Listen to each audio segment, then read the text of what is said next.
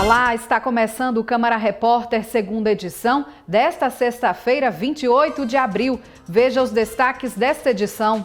Intervenção precoce no autismo é discutida em audiência pública na Câmara Municipal. Intervenções no cruzamento das avenidas Alexandrino de Alencar com Hermes da Fonseca devem ser iniciadas ainda nesse primeiro semestre. Aqui no estúdio você vai conferir um bate-papo musical com o grupo Nem Choro Nem Vela, que se apresenta neste domingo na reabertura do projeto Som da Mata.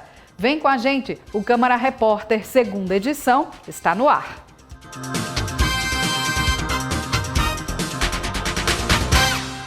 As obras do viaduto e da trincheira que serão edificados no cruzamento da Avenida Hermes da Fonseca com Alexandrino de Alencar, no Tirol, deverão começar ainda neste semestre. A Prefeitura de Natal publicou nesta semana a empresa vencedora da licitação. A obra deve custar mais de 24 milhões de reais. A nossa equipe de reportagem esteve na região para ouvir moradores, motoristas e comerciantes sobre os impactos que estão por vir. As intervenções no cruzamento da Avenida Alexandrino de Alencar com Hermes da Fonseca devem começar ainda neste primeiro semestre. Nesta semana foi concluído o processo de licitação. No entanto, as mudanças não estão claras para os comerciantes do entorno. Não houve nenhum comunicado a respeito de como é que seria, o local das interdições, se vai ser periódicas, né? Se vai ser, porque eu acredito que eles vão fazer por partes. Mas com relação à comunicação e onde vai ser feito esses desvios, a gente ainda não recebeu nenhuma notificação. A rua, como é que vai ficar, né? Como é que o nosso cliente vai chegar a gente, é isso também. A gente tem que pensar nesse propósito, né? A gente ainda vai esperar o que é que vai ser resolvido nessa obra, para a gente poder falar com o nosso cliente, para que ele se desloque, né? Faça o deslocamento para nosso salão. Faltam informações, então. Falta um pouco de informação. Pelo cruzamento das avenidas passam cerca de 60 mil veículos diariamente e 200 mil pessoas que são afetadas pelos congestionamentos. A região do cruzamento é cercada por prédios e comércios que devem ser atingidos com o impacto das mudanças e a instalação da trincheira, primeiro passo da obra que deve custar pouco mais de 24 milhões. Há o temor que a situação do trânsito não seja resolvida. As pessoas se assustam com a falta da informação. Então, como eles não têm exatamente, não sabem o que é que está acontecendo, o que vai acontecer, se vai fechar a rua toda, como vai ser o acesso, né, principal do prédio, dos moradores, dos comerciantes, dos lojistas, eu acho que as pessoas já ficam criando essa expectativa, né, fica preocupante. Eles falam muito desse fluxo da Alexandrino, né, mas nessa reunião que houve, outras pessoas da área, né, com competência, eles acreditam que que aqui existe essa demanda de fluxo e tudo, mas que talvez não resolva, né? E até pelo horário e tudo, é uma coisa que é pontual, né? Se você passar aqui em outros horários, você vai ver que o fluxo flui. Porém, realmente tem esse congestionamento que é em pico, não é só aqui, em vários outros lugares. Aqui é uma área muito comercial, residencial, a gente também tem um hospital, né? Tem o Valfredo, então não tem como deixar o lugar inacessível. A obra ainda não tem data para ser iniciada, mas deve ocorrer em formato modular. Na primeira fase serão feitos ajustes nas vias de desvio. Quem transita no lugar vê a necessidade da intervenção. Aqui, em certos momentos, principalmente no início da manhã ou da tarde, fica impossível. Aqui, principalmente, quando dá em torno de uma hora dessa, entre 4h30 e 5, praticamente é muito congestionamento. Então, não é uma coisa rápida, coisa que dura muito tempo. E é muito problema, tanto para a parte do que tem que pegar transporte, Uber ou táxi, ou quem transita com carro. É muito difícil aqui esse cruzamento. Eu não sabia que ia ter obra, mas se for para melhorar, eu fico muito grato, porque é uma área que dá muito engarrafamento aqui em Natal. Estamos chegando ao fim do Abril Azul, mês estabelecido pela Organização das Nações Unidas como uma forma de conscientizar as pessoas sobre o autismo, assim como dar visibilidade ao transtorno do espectro autista. E o tema foi discutido em uma audiência pública aqui na Câmara Municipal. Com o tema Autismo, a importância da intervenção precoce, aconteceu na manhã desta quarta-feira na Câmara Municipal Uma audiência pública proposta pelo vereador Dixon Nasser Júnior. A audiência pública serve justamente para isso, para trazer ideias, né, troca de experiências, né, com especialistas falando de um lado e pais e mães como eu que têm filhos autistas, entendeu? Então a intervenção precoce é a grande chave para esse tratamento dessas crianças e esses adultos também, para ter uma funcionalidade no futuro, né? Então, eu estou muito otimista que dessa audiência pública vamos trazer vários encaminhamentos, inclusive de ideias de projeto de lei. Então, estou muito feliz e satisfeito, uma audiência pública concorrida, com muita gente, sinal de que esse assunto é importante e precisa ser respeitado por todos. Pais de autistas participaram da reunião e falaram sobre as maiores dificuldades enfrentadas logo que recebem o diagnóstico. Também apontaram sugestões para que essa realidade seja alterada e ressaltaram a necessidade de investir na intervenção precoce, uma vez que essa abordagem pode fazer uma grande diferença na vida das crianças e suas famílias. A primeira dificuldade, que eu vi foi sobre a explicação, do laudo. Eu vi que o médico, ele, apesar de ter identificado o autismo, não tinha assim, uma explicação muito clara, para me informar o que era autismo. Então, por isso que eu, quando recebi esse primeiro laudo, do meu filho, eu recebi como um se vire, que eu falei ali justamente do jeito que eu entendi. Porque quando eu saí de lá, eu tive que buscar saber o que era autismo, E aí começou a procura por terapias, que não é fácil, O médico encaminhou lá para algumas terapias, mas não explicou muito claramente o porquê de cada terapia. Josuene Conceição sempre se emociona ao falar sobre os problemas que enfrentou ao receber o diagnóstico de sua filha de 3 anos. Eu me senti muito perdida, porque eu não tinha informação, não tive acolhimento. Eu sempre choro, porque é difícil a gente receber um diagnóstico e não ter o acolhimento, não ter um direcionamento, não saber o que vai ser nossos filhos. Então, assim, ela tem um convênio médico e ainda assim esse convênio nega os direitos dela. Eu estou pela defensoria, o juiz já deferiu a liminar da minha filha e ainda assim o plano não cumpre. Então, assim, ela não tem auxiliar na escola, ela não tem o acompanhamento, o AT na escola, ela não tem as terapias que tem que ser intensivas, porque foi assim que o neuro disse, que ela precisa dessas terapias intensivas para poder se desenvolver bem, e ela não tem. Então, assim, eu como mãe, eu estou aqui hoje representando muitas que estão na mesma situação. Não temos informações, não temos treinamento. O que é muito importante quando se tem um diagnóstico é saber o que eu vou fazer com essa criança, dentro de casa ou na rua. Então, eu saí buscando informações, me juntei com outras mães e estou aqui hoje, atrás dos direitos da minha filha. Os especialistas presentes na audiência explicaram que, quanto mais cedo for diagnosticado o autismo e a criança for tratada, maiores são as chances de reduzir os sintomas e melhorar as habilidades sociais, de comunicação e de comportamento. A incidência de diagnósticos de autismo está aumentando, certo? Se a gente pega em 1980, a incidência era 1 para 10 mil. Hoje, estamos 1 para 35. Então, quando a gente pensa que a gente saiu em 40 anos de 1 para 10 mil para 1 para 35, fica claro esse aumento, certo?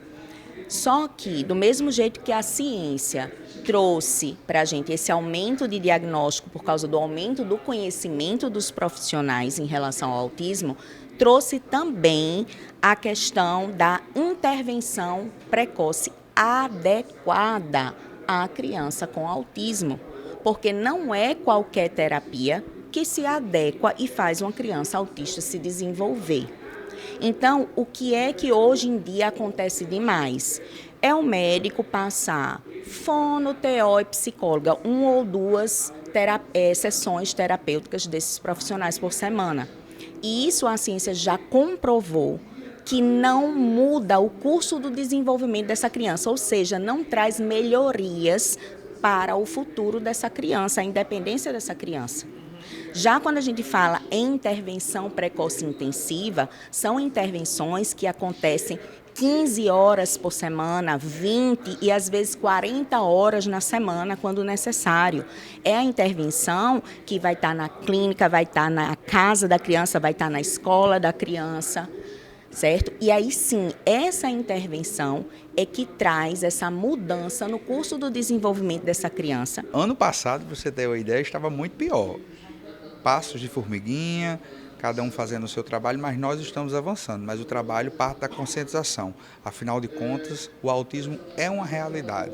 E aquele que não encarar isto como realidade está indo contra a própria evolução da espécie. Se o autismo não chegou na vida, na sua vida, na vida de um gestor, na vida de um médico, de qualquer outro, do seu vizinho, uma hora vai chegar em algum nível de parentesco.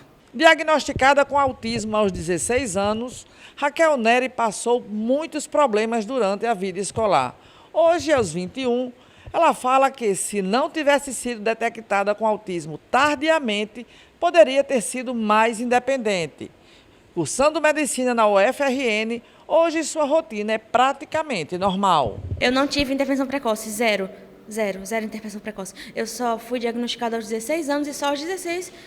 Aos 17, na verdade, que eu entrei na faculdade foi quando eu comecei a ter terapia e acompanhamento. Antes, na escola, eu não tinha e era horrível. Vereadores que participaram da audiência destacaram a importância do tema debatido. Também falaram sobre a necessidade de mais políticas públicas que garantam os direitos das pessoas com espectro autista. Quanto mais cedo você diagnosticar aquela criança com autismo, ela vai ter um tratamento digno, um tratamento melhor. E hoje a gente está discutindo políticas públicas também, discutindo que o SUS tem que fazer a política pública da pessoa com autismo, os planos de saúde, o privado. Então é isso que a gente precisa, incentivar mais políticas públicas para colocar as pessoas com autismo aonde elas quiserem. Não é só o mês de abril que tem que ser lembrado das crianças com autismo, mas sim os 365 dias que elas cuidam das suas crianças, né? E as dificuldades são imensas, né? São várias dificuldades. Então, eu tenho acompanhado, né? Participei já desde o ano passado de caminhadas, intervenções, discussões, né? Práticas esportivas, enfim, rodas de conversa. Estou visitando as escolas também para saber o grau de dificuldade e tem várias dificuldades, inclusive com os auxiliares de sala, né, que não tem na sala de aula o suficiente. E nesse sentido, apresentei também 2 projetos de lei, um que é um acompanhamento aos pais de criança com autismo, psicológico, porque tem que ter um acompanhamento para esses pais também, e o outro para que se descubra, né, precocemente para que se tenha um laudo nessas crianças muito antes, né, porque é relato de várias mães que muitas crianças têm um laudo depois dos 12 anos, 15 anos. Isso não é admissível, porque as mães precisam saber como tratar e os professores precisam ser capacitados para cuidar dessas crianças também. Então, a gente apresentou um projeto nesse sentido, que é para tramitar nas comissões e a gente poder também receber contribuições dos pais de crianças com autismo para acrescentar e melhorar o nosso projeto, que é eles quem vivenciam na pele todos os dias. Termina nesta sexta o prazo para solicitar a isenção da taxa de inscrição do Enem 2023. Hugo Fernandes. Nesta sexta-feira, às 23h59, termina o prazo para os candidatos do Exame Nacional do Ensino Médio, Enem 2023, pedirem a isenção da taxa de inscrição. Veja quem tem direito. Terão direito à isenção participantes que estão no último ano do ensino médio de escolas públicas, alunos que estudaram durante todo o ensino médio na rede pública ou como bolsistas integrais da rede privada, desde que tenham renda familiar per capita igual ou inferior a 1,5 salário mínimo. Também terão direito à isenção cidadãos em vulnerabilidade social com inscrição no Cadastro Único para Programas Sociais do Governo Federal, o CadÚnico. Para solicitar a isenção é preciso entrar na página do participante, enem.inep.gov.br/participante, e informar o CPF, a data de nascimento, o e-mail e um número de telefone válido. O resultado sai em 8 de maio e quem não conseguir ainda é possível entrar com recurso. Lembrando que mesmo com a isenção, é preciso se inscrever no Enem normalmente. Agora fique por dentro do funcionamento do comércio na próxima segunda, feriado do Dia do Trabalhador. Na próxima segunda-feira, dia 1º de maio, o comércio de Natal vai funcionar de forma modificada, em virtude do feriado do Dia do Trabalhador. A Câmara de Dirigentes Lojistas informa o funcionamento dos principais estabelecimentos. Confira. Comércio de rua, o Alecrim e o Centro ficam fechados. Os shoppings, lojas e quiosques fechados. Alimentação e lazer têm funcionamento facultativo a partir das 11 horas da manhã. Os supermercados ficam fechados. E depois do intervalo, as informações sobre a nova redução no preço do diesel. Voltamos já.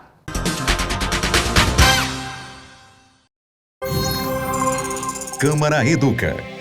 Se liga aí nessa informação. O transtorno do espectro autista é uma alteração no desenvolvimento do cérebro, que se manifesta nos primeiros anos de vida. Quanto mais cedo o diagnóstico e o começo das terapias comportamentais, maior a qualidade de vida da criança e sua família. Diga não ao preconceito. Com amor e respeito, todas as peças se encaixam. Câmara Educa. É a Câmara Municipal de Natal, trazendo informação para você. O preço do diesel vai ser reduzido em quase 10%. Edesiane Moreno tem mais informações sobre o anúncio feito pela Petrobras. Nesta sexta-feira, a Petrobras anunciou mais uma redução do preço do diesel para as distribuidoras. De acordo com o comunicado da empresa, o valor, que era de R$ 3,84, diminuiu para R$ 3,46 por litro. A redução é de 9,9% e passa a valer a partir deste sábado. E aconteceu em Natal a 14ª edição do Fórum do Turismo, que abordou as tendências do setor. O evento debate e fomenta trocas e experiências sobre a principal atividade econômica do Estado. O objetivo é a iniciativa privada, colaborando com o turismo, que o turismo tem que ter a ação dos dois lados. Então, por que o fórum foi criado e por que está chegando ao 14º ano?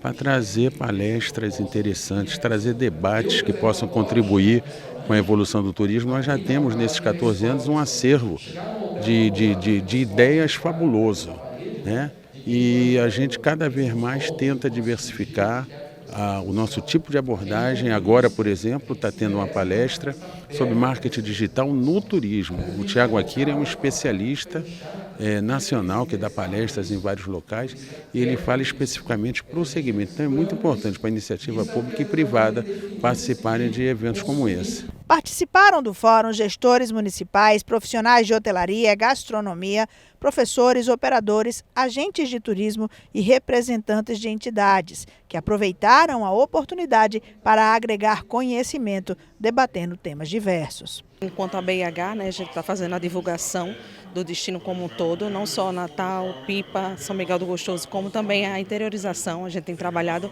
muito isso, aumentado os nossos associados no aspecto geral no Rio Grande do Norte, para dar essa visibilidade de segurança e que tudo está normal e que os turistas podem nos visitar. Um evento como esse é de suma importância para o trade. Nós acabamos de ter uma aula aí do Akira, Tiago Akira, que ele esclareceu assim, de ponto a ponto, como a gente atingir as mídias digitais, que hoje é o que realmente impulsiona as vendas, Então, uma aula dessa é de você sair daqui assim enriquecido. Então, por isso que esses eventos são importantíssimos, para que a gente se capacite, veja o caminho e vá buscar realmente onde está o turista para trazer aqui para o nosso estado, que é lindíssimo, O debate que é traçado dentro do segmento de turismo, ele sempre traz novidades.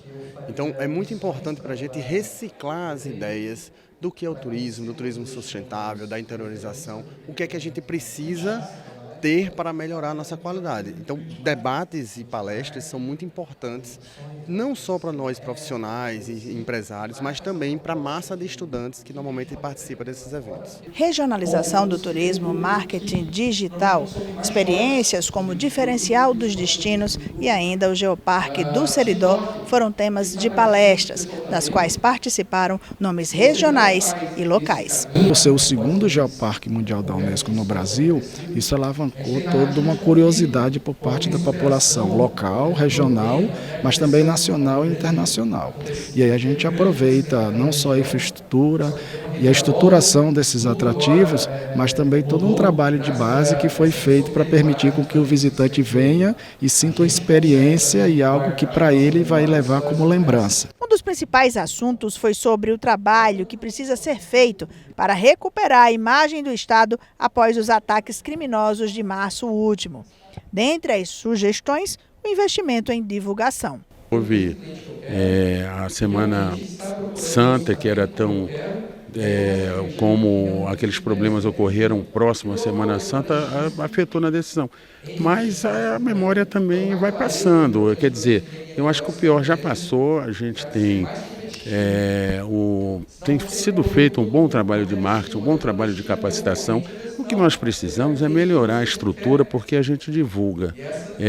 Realmente, o trabalho de promoção é feito, mas há certos locais para a gente chegar está um pouco difícil, por questão de malha viária, por questão de essa inacessibilidade.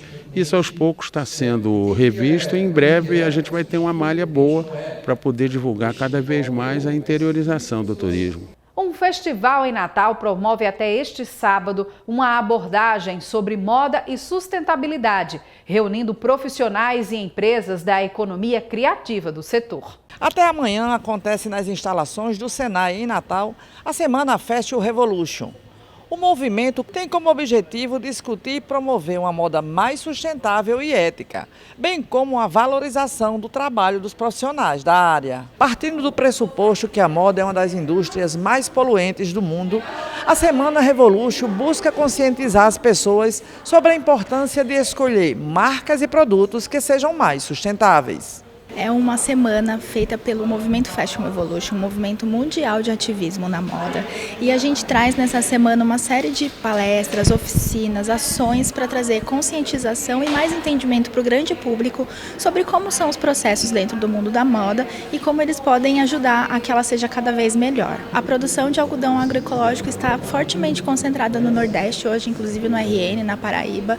E eu pessoalmente sempre digo que eu acho que o RN pode se tornar uma potência em moda sustentável. Durante os 6 dias do evento, foram promovidos diversos debates e exposições sobre temas como o impacto da indústria da moda no meio ambiente e métodos de inclusão relacionados também ao universo fashion. Fui convidado para a gente fazer uma oficina intitulada Descrever para você, melhores práticas para uma comunicação acessível, e que visa justamente o objetivo de pensar a comunicação e a postura acessível, esse compromisso ético que a gente tem que ter de pensar na ampliação de público, de pensar como que a gente pode trazer nas nossas redes sociais, redes e mídias sociais, um diálogo acessível, uma comunicação acessível, pensando aí no público com deficiência visual, por exemplo. A gente deu um enfoque nesse perfil, nessa perspectiva das empresas e produtores e realizadores de moda, mas é completamente expansível para outros profissionais e outras áreas de formação, como o campo das linguagens artísticas, das artes e, enfim, inúmeras outras possibilidades aí que se utilizam também e precisam utilizar uma comunicação acessível. A Semana Moda Revolution foi uma oportunidade única para profissionais e estudantes de moda se reunirem para discutir e aprender sobre as tendências e desafios da moda sustentável. A difusão de conhecimento é gratuito, né, que é um evento totalmente gratuito, e eu acho que o interesse de aprender, sabe, principalmente porque a moda ela é muito mutável e eu acho que a gente não deve ficar presos a padrões. Temos amanhã o encerramento no Gudala Burger com oficinas, rodas de conversa, vai ter desfiles, uma DJ tocando, então vai ser a nossa festinha de encerramento. A seguir, vou receber aqui no estúdio o grupo Nem Choro Nem Vela, que se apresenta no projeto Som da Mata neste domingo. Voltamos em instantes, não saia daí. Para ser herói não precisa voar como um avião, não. Basta somente querer e ajudar, ter um bom coração. Todo mundo tem um bom motivo que pode fazer a diferença na vida de alguém. O GAC-RN precisa desse seu superpoder de fazer o bem de fazer o bem na vida de alguém.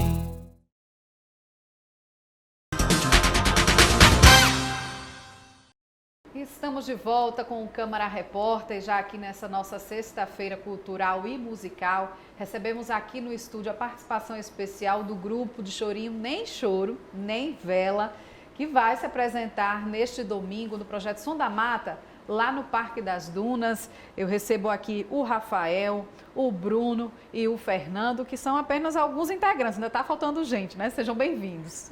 Isso, obrigado. Ainda está faltando gente. O nosso grupo é composto por 5 componentes. Estamos aqui, como você já disse, eu, Rafael, Bruno e o Fernando. E estão nos assistindo de casa o Paulo Pereira e o Aloysio Pisão. Isso. E esse grupo que está debutando esse ano, não é isso? Vocês estão debutando 15 anos? Isso será uma feliz coincidência, porque a apresentação lá no Projeto Som da Mata vai ser no dia 30 e o nosso aniversário de formação do grupo, dia 1º de maio.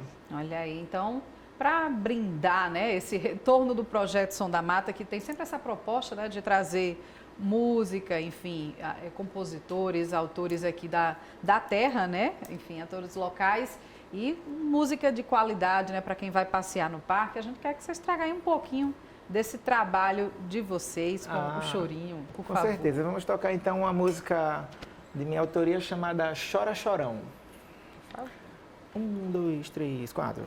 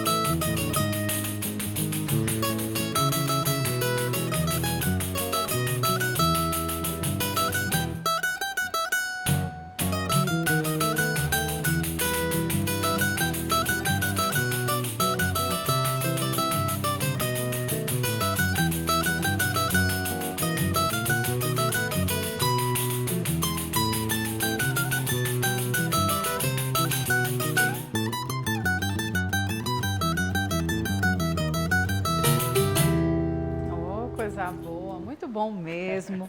E falei aqui, né, que vocês estão debutando. Conta pra gente um pouquinho dessa história, né? Como é que foi que começou o grupo Nem Choro, Nem Vela? Sempre com 5 participantes, sempre 5 músicos? Começamos inicialmente com três músicos, eu, o Bruno e o Paulo Pereira. A nossa primeira apresentação foi no dia 1º de maio. Eu recebi o convite para tocar ali nas mediações do Largo do Ateneu. Sim. E nessa época ainda não tínhamos o grupo formado. E aí eu chamei o Paulo e o Bruno. Nós fizemos um ensaio de 1 hora para um show que seria de 3 horas. E então foi assim que começou o grupo. Anos depois, nós fomos intensificando as apresentações, tocamos muito em barzinhos, shoppings, em boates, e aí convidamos o Fernando Botelho, né, que é um amigo de longas datas, e o Aloysio Pisão para encorpar o grupo, e hoje em dia nós somos 5 componentes. E que paixão é essa pelo chorinho? Pode falar, cada um pouquinho também. Essa paixão vem de berço, porque os meus pais, os meus avós sempre gostaram muito de chorinho, e desde as minhas primeiras notas musicais eu sempre fui pelo caminho do choro. Estudei com os professores Prentice Bulhões, Alexandre Moreira e Antônio de Pádua, que são chorões reconhecidos na cidade, né? Isso, e hoje tenho o prazer, né, de estar aqui junto com o nosso grupo, Fernando, que também é um chorão muito conhecido, né, de muita trajetória, além de ser um amigo muito querido. Tá certo. E para você, Fernando, como é que foi esse chorinho assim? Na verdade, a história não é tão diferente. Eu sou de uma família musical, né? Eu nasci praticamente vendo meu pai, meus tios. Quem não tocava, cantava. E quem não tocava e não cantava, sabia aplaudir. Então, isso era muito bacana, muito importante. Além do choro, existia a época, né, em que eu comecei a vivenciar mesmo essa coisa da música, da boa música. Eu ouvia valsas, modinhas. Sim. E o choro foi algo que me contagiou muito, porque é uma música genuinamente brasileira. E aquilo que é genuinamente nosso, eu acho que eu me senti na obrigação de amar mais, de gostar mais. E de repente eu me vejo no meio desses meninos aqui, todos têm idade de ser filho meu, que para nós, né, com todo respeito. Mas o bom da música é isso, né? Integra diferentes idades, a música faz isso. E no meio dessa garotada aqui, eu me sinto muito, muito, muito à vontade, sabe? Que bom. Mas só que tem um detalhe. Sim. Quem leva puxão de orelha sou eu, né? É porque o maestro ele é muito chato no ponto de vista exigência. Todo maestro chato, tem que ser, né? Eu digo no ponto de vista de exigir das coisas. Mas isso é legal, isso é bacana, porque proporciona a gente, né, a ideia de ter que fazer a coisa como realmente ela é, como tem que ser. Exatamente. E você, Bruno, também assim vem com pandeiro, mas é no pandeiro mesmo ou é outro instrumento também que você toca? Não, eu sou percussionista, né? Toco vários instrumentos de percussão. O chorinho veio entrar assim na minha vida juntamente com Rafael e Paulo, que a gente começou a estudar com Antônio de Pada. Então tinha algumas apresentações que ele chamava a gente para acompanhar como banda. E foi aí que entrou realmente o chorinho na minha vida. Eu venho de uma escola de samba, né, gênero de samba de raiz e tal. Já conheci o gênero instrumental, mas não tinha instrumentistas para executar. Né? Então a intimidade maior veio com o convite de Rafa, Paulo. Cara, vamos para o Instituto Valdemar de Almeida, vamos estudar lá. E aí foi que veio, né, o Antônio, e a gente começou a executar as peças de choro. Que bom, então. E aí tem essa história de 15 anos. E o Nem Choro Nem Vela, inspirado em quê? Bom, o nome Nem Choro Nem Vela, ele tem um lado cômico. Muita gente atribui a letra da música, né, na Rosa Fita Amarela, mas o nome Nem Choro Nem Vela é porque nós tocávamos em muitos lugares assim no mesmo dia. E aí quando pediam mais um, nunca tocava. Então, nem choro, nem vela. Não tem choro. Terminou, parou aqui, o repertório é esse. Mas então, ainda não terminou aqui pra gente. Toca mais um pra gente, genuinamente brasileiro, Chorinho. Vamos lá, o Pedacinho do Céu, que é uma música de Valdir Azevedo.